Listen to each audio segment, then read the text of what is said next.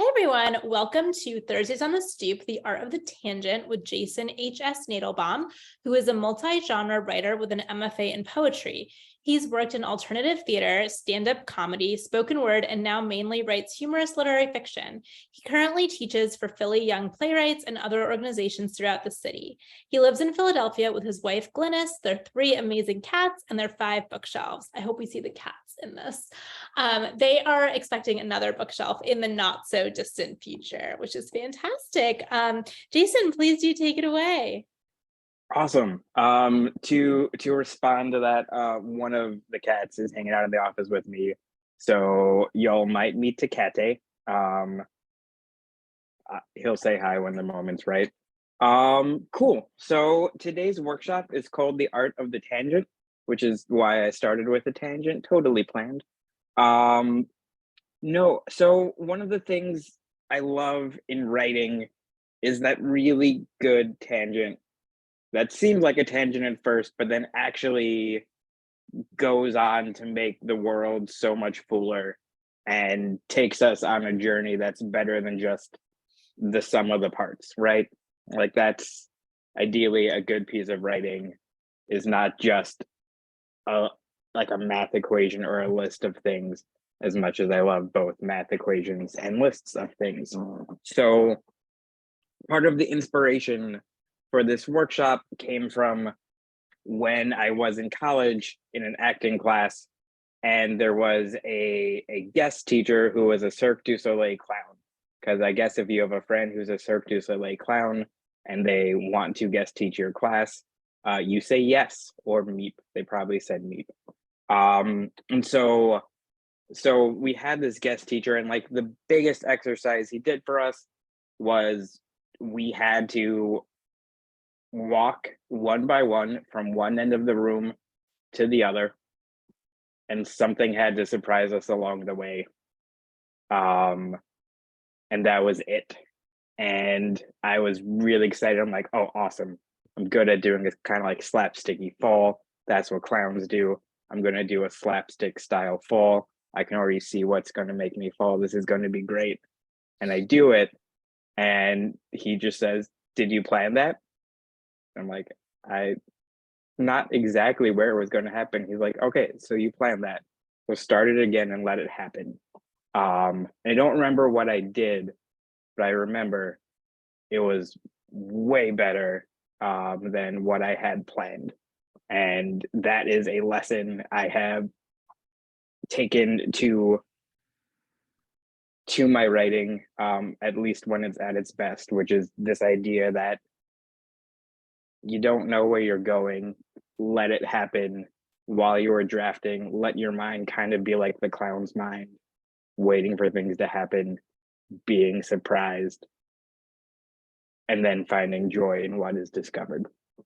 And so I want us to read a poem together by one of my favorite poets, who is very much an embodiment of finding joy, of finding surprises, of finding the tangents.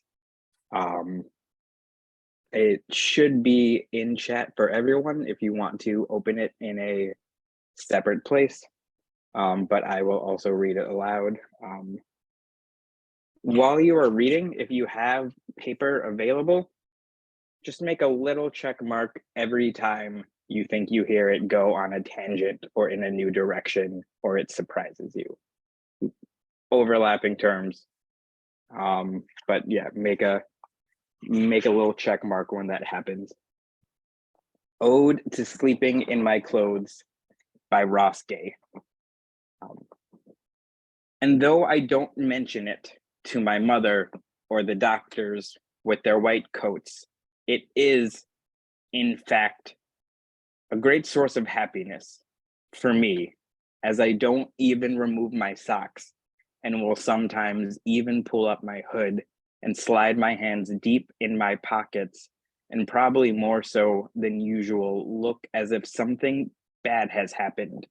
My heart blasting a last somersault, or some artery parting like curtains in a theater, while the cavalry of blood comes charging through, except unlike so many of the dead, I must be smiling. There in my denim and cotton sarcophagus, slightly rank from the day, it is said that Shostakovich slept with a packed suitcase beneath his bed. And it is said that Black people were snatched from dark streets and made experiments of, and you and I both have family whose life savings are tucked 12 feet beneath the Norway maple whose roots splay like the bones in the foot of a man who has walked to Youngstown, Ohio from Arkansas without sleeping or keeping his name. And it's a miracle. Maybe I almost never think of to rise like this. And simply by sliding my feet into my boots while the water for coffee gathers its song, be in the garden or on the stoop, running almost from nothing.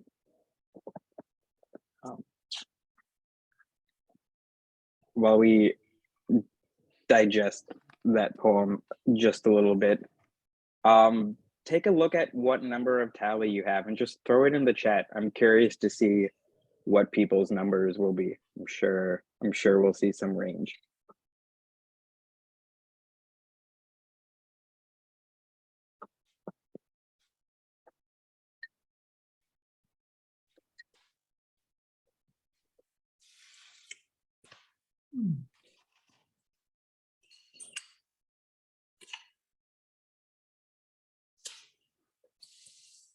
So I'm seeing a range of like 6 to 9, and I feel like that seems accurate to me.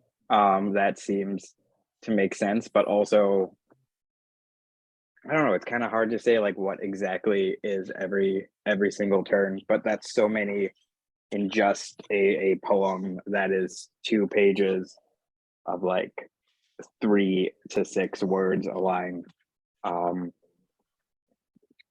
What are some thoughts? What are some thoughts on that piece and the turns it takes on its journey? Feel free to just unmute yourself and share some thoughts.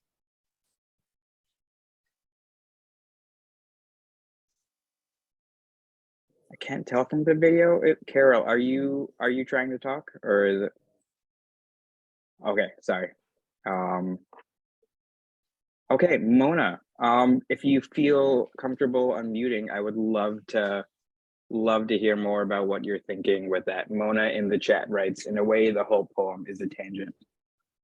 I felt that way more toward the end because he kind of led up to it.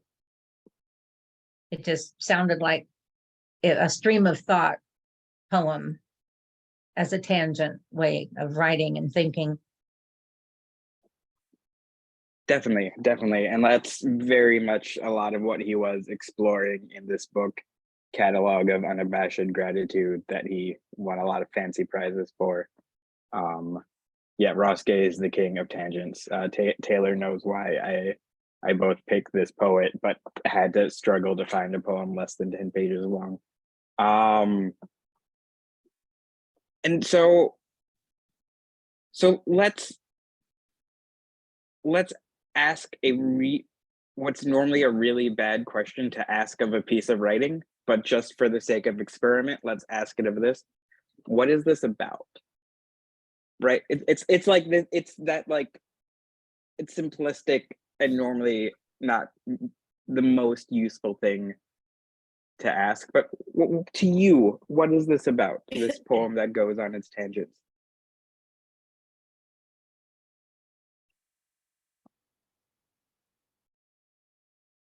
If anyone wants to hop in, it's about many things, so don't overthink it. It's about having a body. Yeah, Neil, do you want to unmute and share a bit more? Yeah. What I heard there is different body parts get named at different times, and there's a relation to clothing. There's a relation to what body parts can function as. It's just like, how do you move through the world? By having a body. Yeah, it is very, very within the body, and yeah. Even the maple, and make sure you know, has a body. The Norway maple, whose roots splay like the bones in the foot of a man. And then now it takes the turn to who has walked to Youngstown, Ohio, from Arkansas without sleeping. And how did I not know that's probably an Underground Railroad reference or something along those lines? Yeah, Anne, what are you thinking? Well, it's, I mean, what's one of the, I mean, there are many interesting things about, but it's sort of, you know, ostensibly at the beginning, it says it's about sleeping in my clothes, but it ends up about being, it's about movement. So it's not about sleeping in the conventional sense. I mean, there's a sort of link between sleep and death, but then there's also this link between sleep, death, and escape, and being on the move, and almost like sleeping in your clothes is becomes this need to be ready. The image of Shostakovich sleeping with a packed suitcase. So there's this way that you know, he fools us. It's like a trick, you know. It sort of starts about sort of thinking, oh, it's about sleep and someone lying down, but it's really the movement of the poem is also the movement of the person. And you end with this image of, you know, it seems very, even at the end, it's very settled, coffee, you know, being in the garden or on the stoop, and then you're running, you know, running away, running from nothing. And so it has that tension between rest or ostensible rest, and it's really just, there's just movement in it. Yeah, bouncing off the things I just heard. So like in some ways, it's about comfort and being in the body and having space to be like, I'm gonna sleep in my clothes, but also it's about the body carrying that cultural PTSD and the need to flee. Yeah, Cool. Mona. Were Yeah, you the one with the hand? Yeah. I read that as his connection to the ancestors that he mentioned and those he did not mention, as having to run, wearing the clothes because they had to run, keeping their clothes on and keeping the suitcases packed if they had them because they had to run. Definitely. And Marge, you had your hand up in the participant chat. Yeah, I just wanted to say that he starts to cue it at Hood at the end of the line. And then I think Cavalry of Blood, and he starts to, all the while that he's being like, I'm happy sleeping in my clothes. So he's stealthy that way. Yeah, and it just kind of sneaks up on you. Oh, sorry, I thought I typed Marge, not Mark. I see in chat I got your name wrong. I It's very much okay. got your name. As someone with a name like mine, I understand how important it is. Any Sarah, yeah, do you want to go into what you threw in chat? It's a call to pay attention as well. The moment toward the end, maybe I almost never think, and to rise like this, the care that the poem, that all of Russ's work, but that this poem gives for the world, and as someone said, the body, but it's also, it's to be alert, which is linked to the be ready sort of feeling, but to be alert to the world. Yeah. To just plug an amazing book. It, like, from what I'm hearing, it sounds like maybe half of us are experiencing it for the first time, and half of us are like, oh, I love this person's work. If you want to spend time with a lot of tangents and joy and happiness and gardening and sadness and PTSD and fear and dead friends, just hanging out like in the same line regularly for an entire book, that and Isabella in the chat writes about bodily autonomy, aka the right to do with your body what you wish with your own body, from something as seemingly innocuous as sleeping in your clothes to larger themes like medical decisions, gender, etc. I'm gonna put the name in the chat.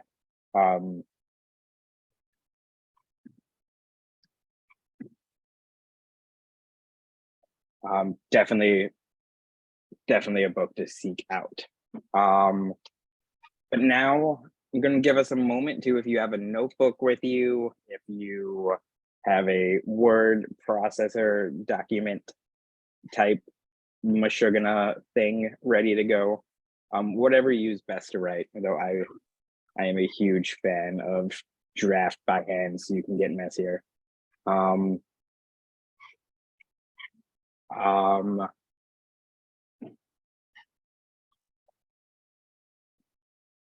We're going to write a list of 5 things you like.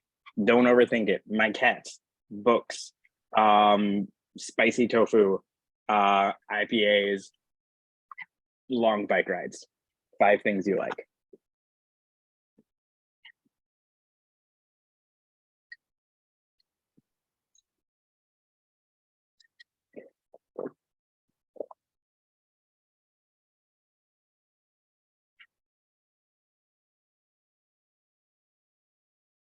Just give a little confetti reaction when you feel about ready to move on. Okay. Tecate is making his appearance like he promised to.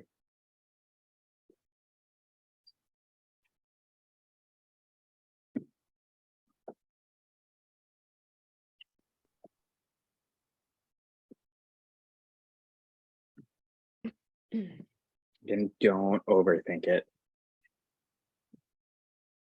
Be like the clown and go with your gut and the first shiny thing you see.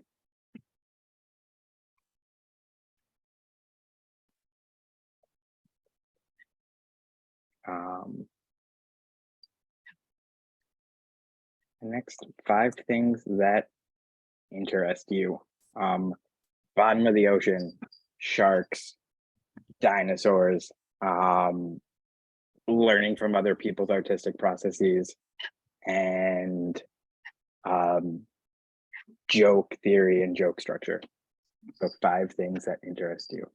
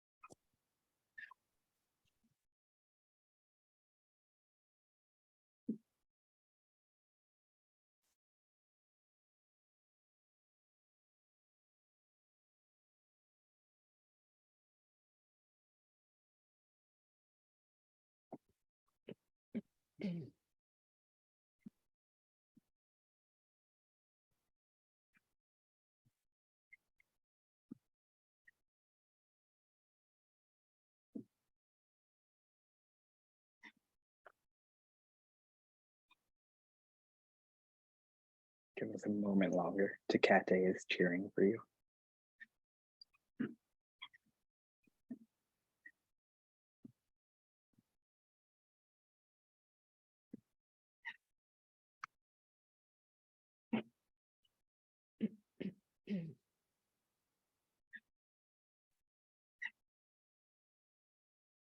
All right, and lastly, 5 things you can't stand. My neighbors vacuuming. The upstairs neighbors vacuum once or twice a day, at weird hours. Other things I can't stand. Oh God, this should be easier for me. People who don't use turn signals during the instance where they are not using said turn signal. Things I can't stand. Overly poppy punk rock getting advertised as punk when it's like you're just another pop product. And then I'll get back to you when I come up with 2 more on my own. But yeah, 5 things that you can't stand.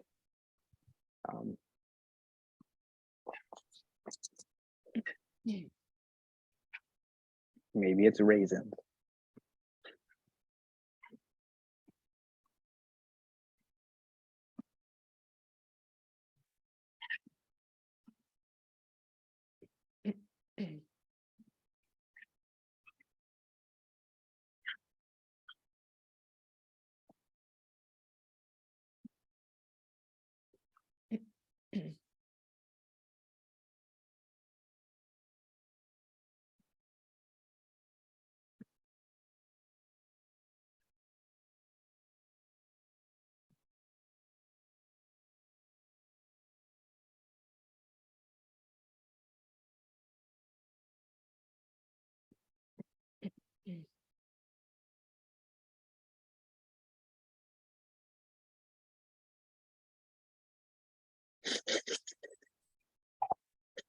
Feel free to put some in the chat.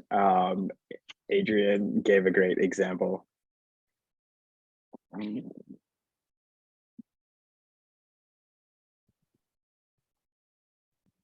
Wait, is that in?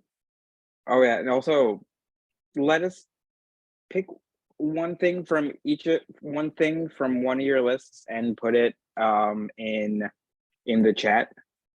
Be like, can't stand blank. Like, for example, Sarah did a good job of clarifying that poop jokes was in their can't stand category. While as for me, I like them more than I should admit as an adult. But I do. I think they're the shit. Sorry. Yeah, so texture of velvet. Can't stand. Ooh, that's right. I have like, there's some textures that I touch them and giving me goosebumps. Yeah. All right. In a moment, I'm going to give us the big prompt. But I'll let us fill up the chat a little bit.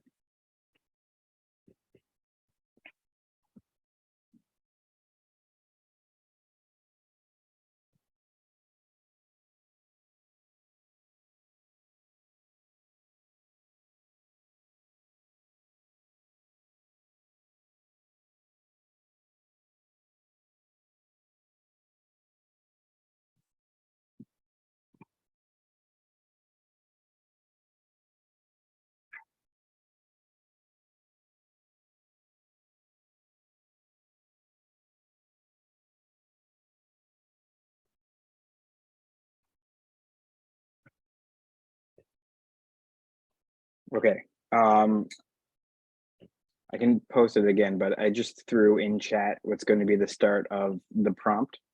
You are now writing as a character. The character likes one thing from one list. So circle one thing from a list to be this character's like. You can have them start out like you and pick from your likes, or maybe you pick something from a different list. Like maybe instead of my character not being able to stand the neighbors vacuuming, that interests them, right? They're curious about the neighbors vacuuming. It's not just a thing they can't stand. It's a curiosity, right? And maybe they dislike spicy tofu, and then if I actually wrote down my list instead of saying them out loud, I'd pick something from another list. So they like one thing from one list, hate one thing from another, and just now heard of a thing from the other list. It's a brand new idea to them. So it's a little different than the original list you came up with. Also, this character drank way too much coffee. So there's going to be some really long sentences and some really weird turns, and they're just going to keep writing with what they have to say. Cool. Awesome. Mona is ready to go to the next part, which is what do you want us to write about them? So I want you to write as them. And the first line I'm gonna have you say is, I'm gonna have everyone start with, this is what I need to tell you.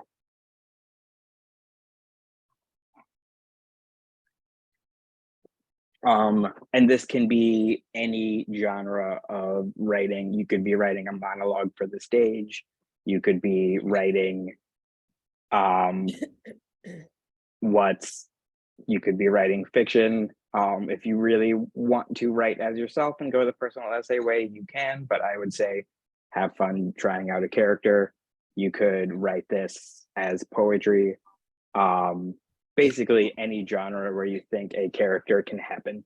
You know, 3 things they have strong feelings about. And so begin it with, this is what I need to tell you. I will be available to talk one-on-one in breakout rooms and to private message in chat. I'm going to give us 10 minutes for this, so then we can have some time to share and start to look at the ways tangents happen. And I may or may not end up giving more than 10 minutes, but let's start with 10 minutes.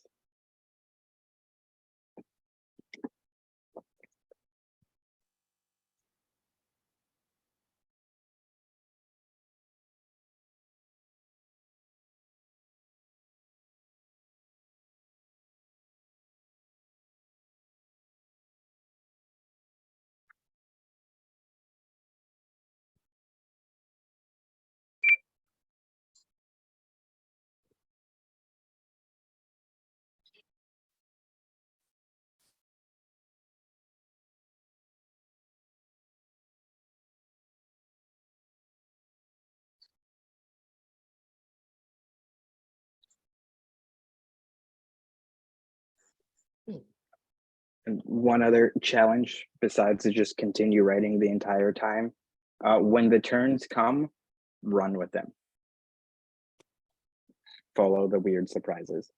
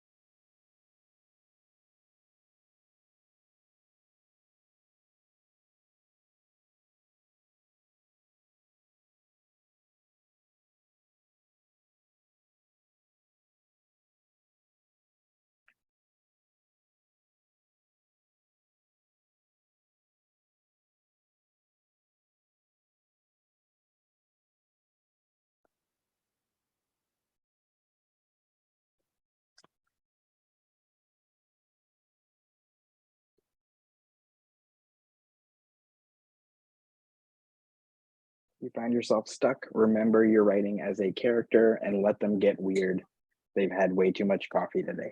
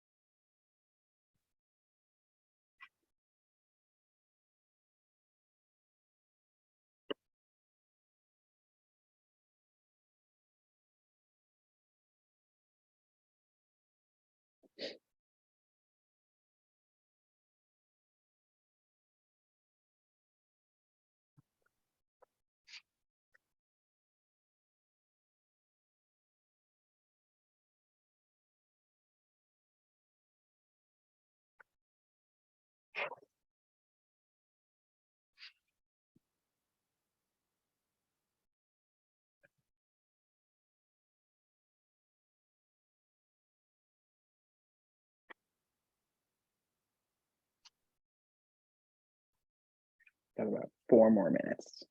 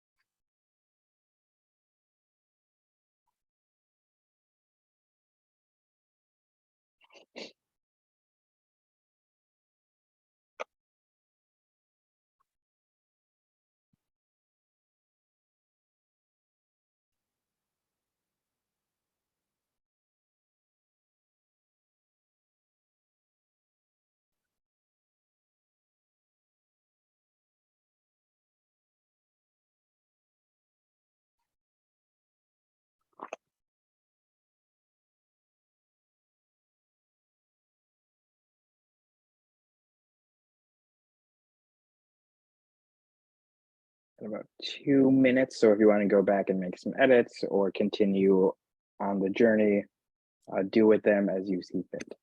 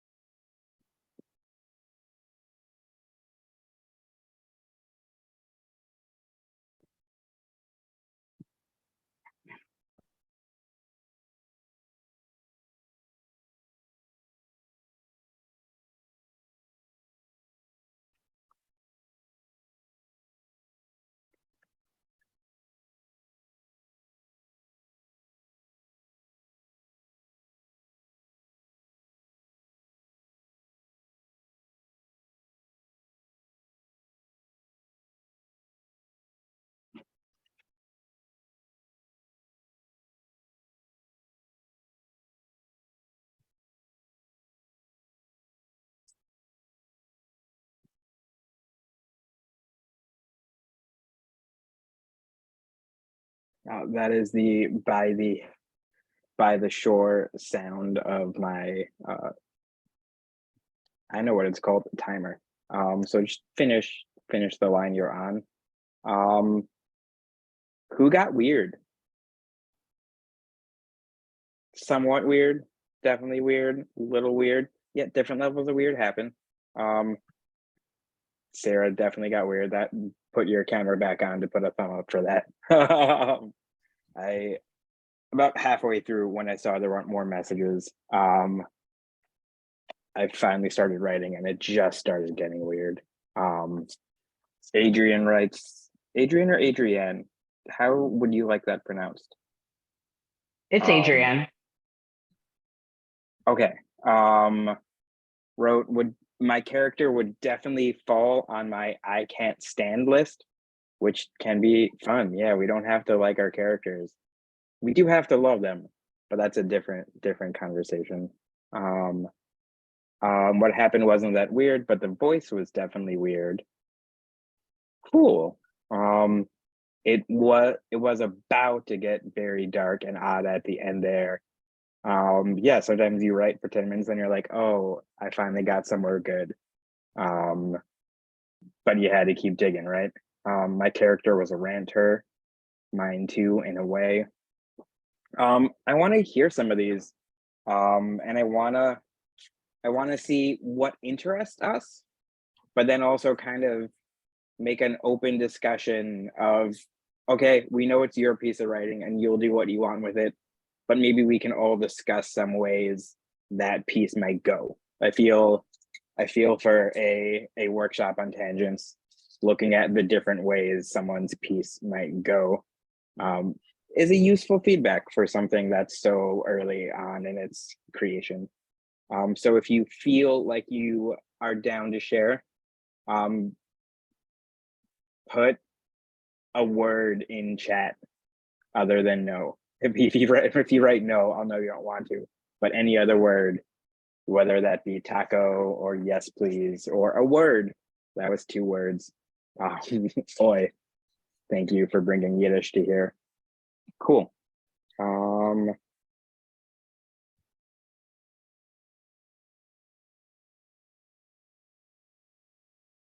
That's a good amount to start with. Maureen, if you gonna put us in that order, Maureen, if you would like to go first. Sure. This is what I need to tell you.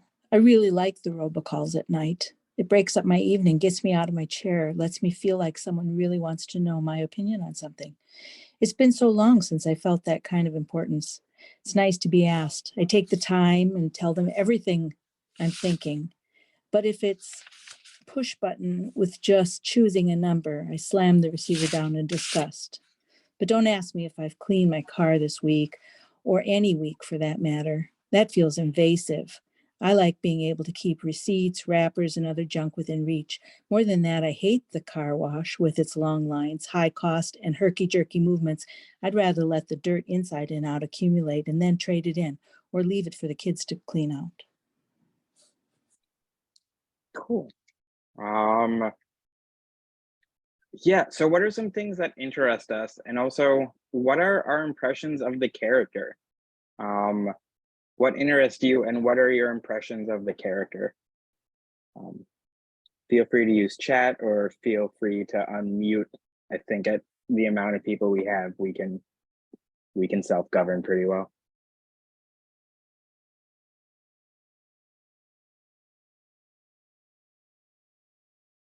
I'll go first this time. Like, I think one of the things that interests me about the character is when I think they're most honest is when they're admitting to liking the robocalls and just have some telemarketer so they have someone to talk to. And then when I start to think they're in denial or maybe not telling the full story is when they make excuses for having a messy car and maybe some other messy things in their life. Like a potentially like lonely hoarder who doesn't live alone is who I started to see, and I felt like I knew that character. Someone used to putting themselves last. We got a lot in the chat. Strong voice, someone with priorities, boundaries well defined. Ooh, that is not my impression at all. So I really want to hear how you came up with that. Not because I'm saying you're wrong. I'm just like, this is a very early piece. We are just hearing someone talk to decide what we think might be true about them. So I respond to surprise, right? Yeah, Neil. Oh gosh. This is, maybe it's not all of their priorities and boundaries well defined, but they have certain like limitations, right? Like just won't go to the car wash. I will hang up the phone. Like that's a form of boundaries to have, I guess. Yeah. Okay. No, a totally I'll valid give them point. that. Yeah, or there's at least like some compartmentalizing going. Like we don't. I'm not a licensed psychologist, surprise. But yeah, cool. Are you judging messy car people, Jason? I am someone who knows messy car people, and I was putting things together and maybe thinking of some real life people. But no, but this was definitely a fiction. Where where do we see this potentially going? Like, for example, I feel like I was getting to know a character through fiction, but eventually in fiction, action has to happen, right? So like where do we see this going? Where could it go? Falling in love with the car wash operator? All right. So like a very like you've got mail, forbidden love, but comedic type thing. Um, not actually a robocall and someone responds. Ooh. What if the speaker themselves is somewhere on like the cyborg robot android spectrum and you don't see that that could be a cool twist. The twist is in who's actually talking to you, not what happened. Finding an important document in the car they thought they threw out.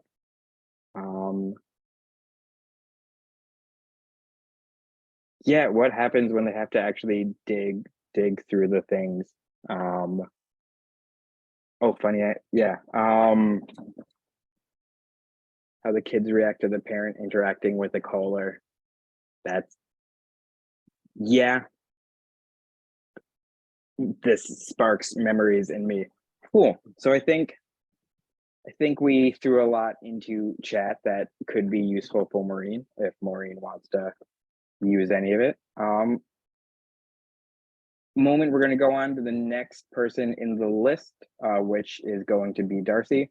But before we do, one thing I was too excited to remember to tell you, the line that I gave you, this is what I need to tell you, cross it out. That was totally just like a little easy scaffold to get you started and speaking immediately. And I'm pretty sure for all of you, it'll be even stronger if you start it with whatever you wrote immediately after that.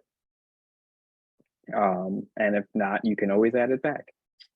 But I bet I'm right 9 times out of 10 for this. Darcy, read us what you got. All right. I apologize for being off camera, but I'm using air quotes. I'm working. So I'm looking at another screen here and then, and I didn't want to distract anyone. So I'm going to keep it in because I went from that prompt.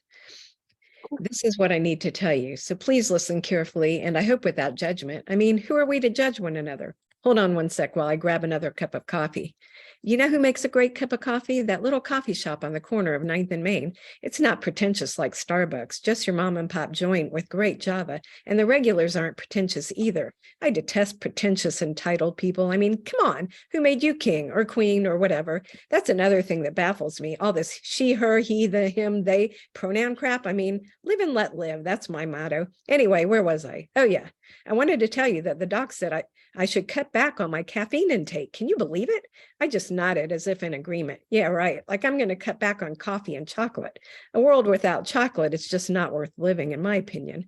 While I was in the waiting room, there was this dude in a crazy outfit, not a Broadway type getup, but more like religious robes. I was super curious. So secretly, I took a picture of him with my iPhone, then used Google Lens to figure out exactly what he represented. I still have no clue. I wonder about folks who broadcast their religion for all to see. If you ask me, it's nobody's damn business. As I said, live and let live. Hey, isn't that a James Bond flick? Oh, wait, that was Live and Let Die. That was awesome. I'm so happy there was finally that pause. I was loving everything, but then, to finally catch the breath feels extra nice. And I also feel like we're right before they're actually going to say what they really wanted to say, but also we just spent so much time getting to know what's in their mind and how it operates, especially when like every neuron apparently won't shut up. That was so cool. Yeah, Rowan's making good point. Java flick, where the subtle linguistic changes are doing a great job of bringing us to who they are. And Mona makes a good point. Even as strong as their opinions are, we as an audience might not believe they actually know what they're talking about. Oh yeah, Taylor was noticing the contrast between the character and Darcy, who definitely has pronouns in her bio, well, in her participant name.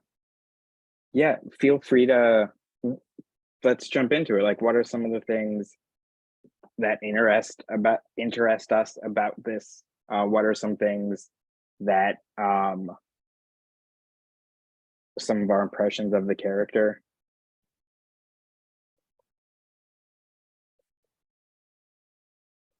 I think I loved just, I mean, I can't even see Darcy, but I can imagine just like hearing her voice. And like when I was writing mine, I struggled with not making the character basically another version of myself.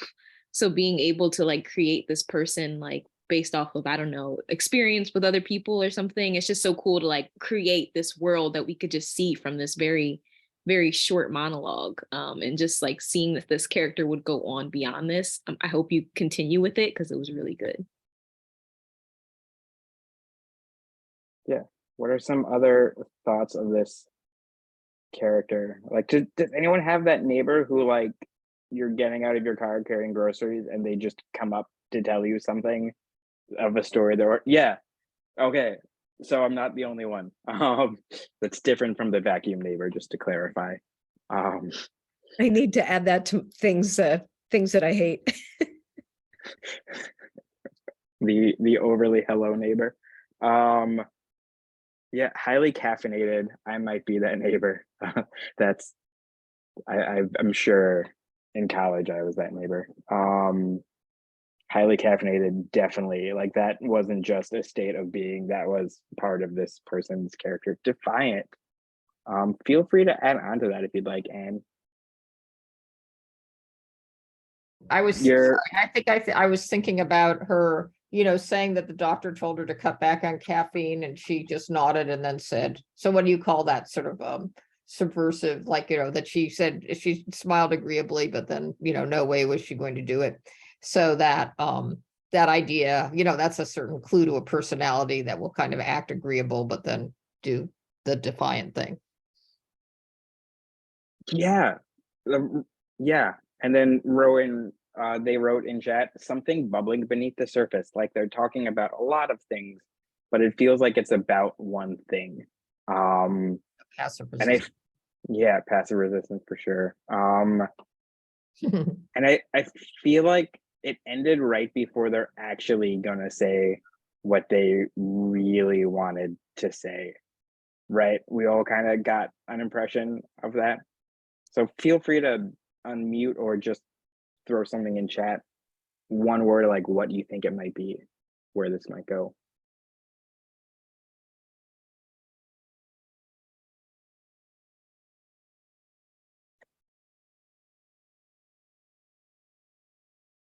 Like, maybe this is them getting ready to ask for money. I don't know. There's a million ways. I'm looking at the time, so I do want to get us time to hear from the other people. Ending a relationship. Ooh. Blood pressure. Yeah. Let's move on, even though I don't want to. Divorce. Neil. They're about to get banned from the coffee shop. Cool. Yeah, Neil, if you want to share what you generated today. Yeah, sure. I live life the way I want to live my life, and that works fine for me. Sure, I haven't gone far, not to Europe, not England, not Australia, but it's fine out here for me in Buffalo. It's where I grew up, it's where I'll always be. 50 years and counting, not mad about it. There's a lot to see here, lots to do. Nature, if you want it, movies, museums, I guess. The Bills, always with the Bills, man. I used to love watching them, and I guess I still do, but it's like a train wreck, or should I say a car crash. I've never seen a train wreck exactly, but I've seen plenty of car crashes. If you've spent time in Buffalo, you know what I mean on the 190, especially when the weather hits early winter and some newcomers and out-of-towners think they're all that in a bag of chips, like they've seen shit before, like they think we've got it all under control. Well, we do, just give it time. Nothing's rushed here in 716. Certainly not the Bills returning to the goddamn Super Bowl. God, I remember being a kid in 1990, putting my heart and $5 on the win.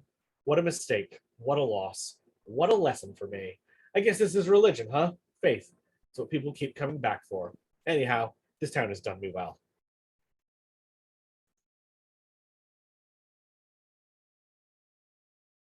Yeah, I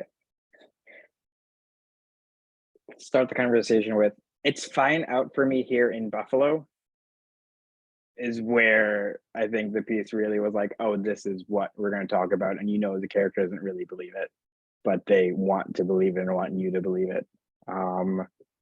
What are some other thoughts besides we met this guy at a gas station? Of course, that's where you met him. Yeah. Coping.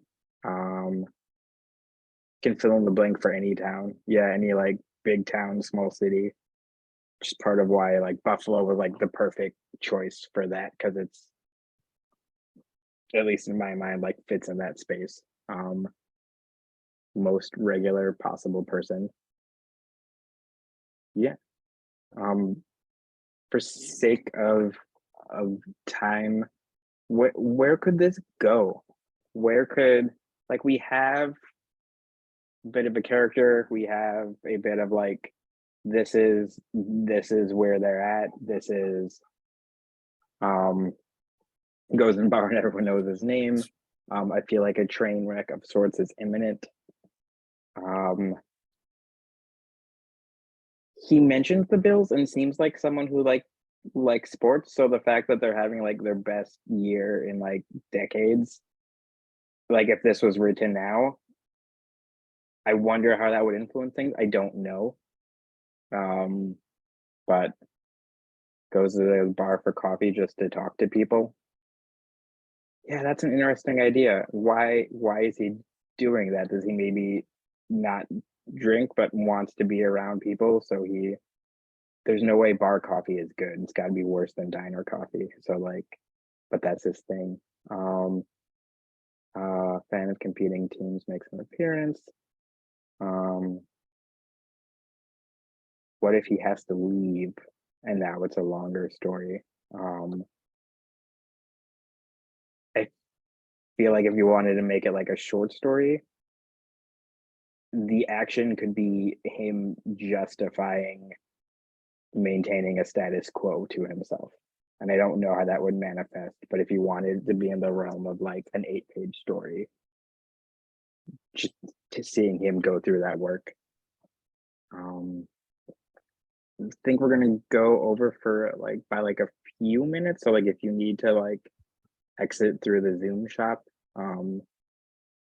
that's not really a phrase, exit through the gift shop, but in Zoom it doesn't translate. But no hard feelings if you don't want to listen to Anne, but if you got 5 minutes, yeah, if you need to hop off, you need to hop off. Yeah, people might have things they have to do at 5. But for those who don't, let's spend a few more minutes. Anne, I'd love to hear from you. You'll be our last sharer. Okay, great. Now I just want to say one thing is that when I write by hand, I sometimes have a problem reading my handwriting, so I'll try not to stumble too much over that. But okay. I'm in love with the moon, not just full moon, which who doesn't love that, but the moon, even when it's out there in the dark and you don't even see it, or you forget that you've seen it, and then you're walking down the street. Let's say it's winter, and that godforsaken winter that you get here in the mid-Atlantic. I mean, why did I even move here? First of all, nobody knows how to drive. Drivers speed up to a stop sign, come careening down the street, pedal to metal, for one block, they slam on the brakes. And if you're like me, walking along,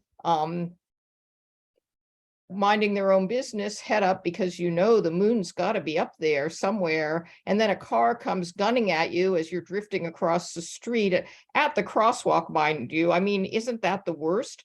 Fascinating, maybe too, the psychology of it. I mean, because what chances, what changes and otherwise, maybe I'm assuming nice, well, maybe not nice, but let's say civil, though if you drive like a selfish maniac, how civil can you be? But what I'm trying to say is, why does driving transform the person behind the wheel into a monster with power, a monster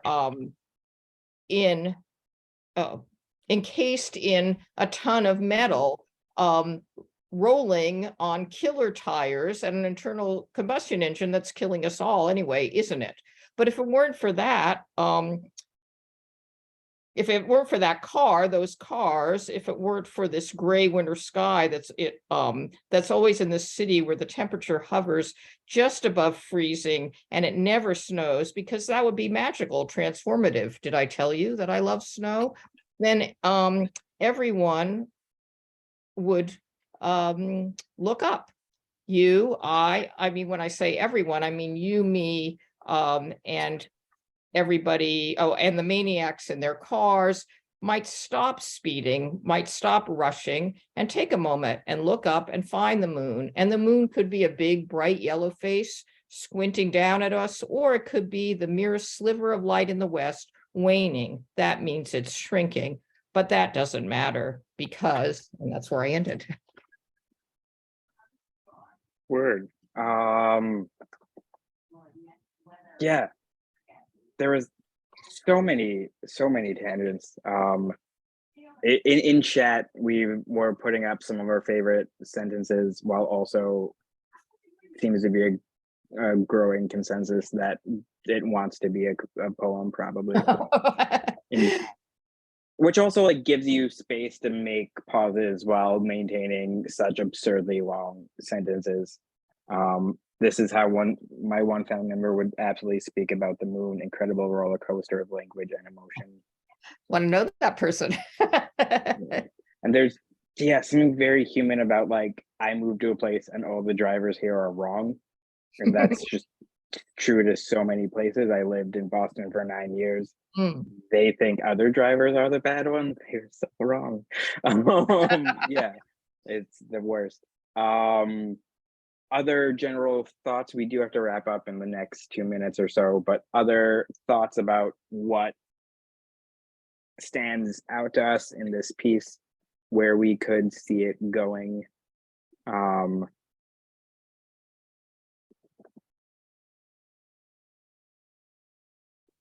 I don't know about where it's going, but what stands Yeah. out to me, I love the self-correcting. You know, you keep inching around until you're kind of getting to clarity. Yeah, that was very good. It was a fun exercise. I think everybody had this in theirs too, but it's like that voice. It's not a voice I usually write in at all. And it was fun to have that permission to write in that voice and just kind of, go with it. So that was great. It was fun. It was a lot of fun and fun to play with. Yeah, then with that, I think I'll say one last thing. If you ever want a writing prompt, one I have found very good, take a thing you care about very much, write about it for 2 to 3 pages, and when the tangents come, follow them. It was a bit too open-ended and long for this, but that's what I gave myself a month into quarantine, and on the 4th day, I accidentally started a novel despite thinking I didn't like fiction at the time. So life happens. So yeah, I'll throw that in the chat as I wave goodbye to as people feel free to leave. Thank you so much. Thank you so much, everyone, for being here and for this fantastic session, Jason. I really hope that I'm going to see you all throughout the next Thursdays on the Stoop. And I will throw some links in the chat, but if you need to hop off, please feel free to do that. Thank you so much again.